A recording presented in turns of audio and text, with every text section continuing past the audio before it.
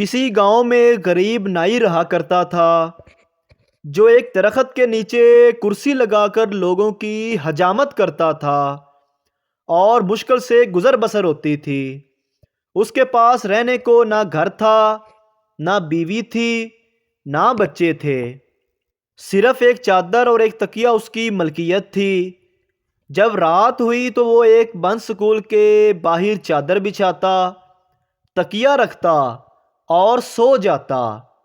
ایک دن صبح کے وقت گاؤں میں سیلاب آیا۔ اس کی آنکھ کھلی تو ہر طرف شور و غل تھا۔ وہ اٹھا اور سکول کے ساتھ بنی ٹینکی پر چڑھ گیا، چادر بچھائی، دیوار کے ساتھ تکیہ لگایا اور لیٹ کر لوگوں کو دیکھنے لگا۔ لوگ اپنا سامان، گھر کی قیمتی اشیاء لے کر بھاگ رہے تھے۔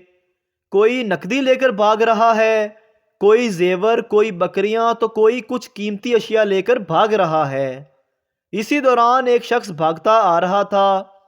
اس نے سونے کے زیور اور کپڑے اٹھا رکھے تھے۔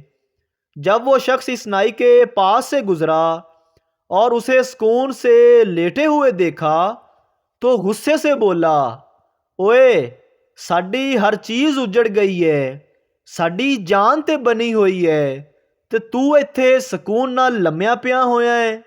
یہ سن کر نائی بولا، لالے، اج ہی تے غربت دی چس آئی ہے۔ اگر ویڈیو اچھی لگی تو ہمارے چینل کو سبسکرائب ضرور کریں۔